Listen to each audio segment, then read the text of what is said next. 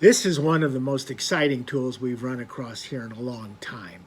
It's a miniature coffin-shaped smoothing plane from the workshop of Israel White of Philadelphia, one of the really most important early American plane makers.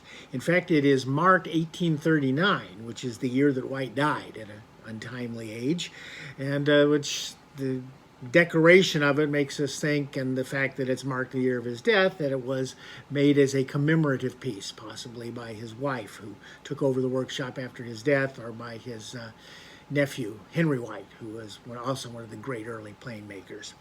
Let me show you some of the interesting features of this plane. First of all, the body itself is laminated, layers of rosewood, boxwood, and ebony, and they're dovetailed together, as you can see.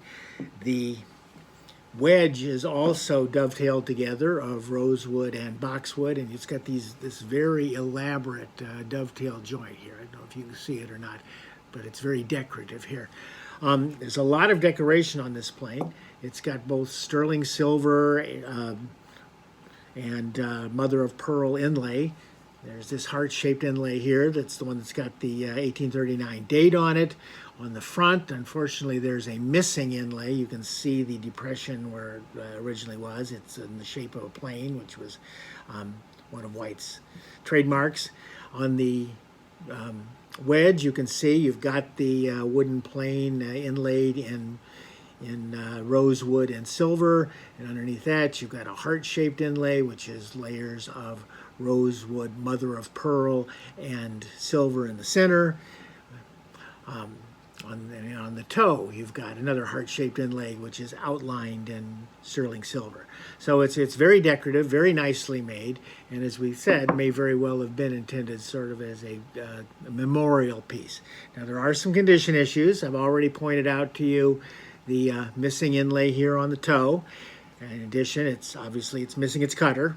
You'd have to have a cutter for it. There's another point on it, which is if you look at this forked wedge, it's been very well repaired. This actually wasn't described in the catalog, but I wanted to show it to you.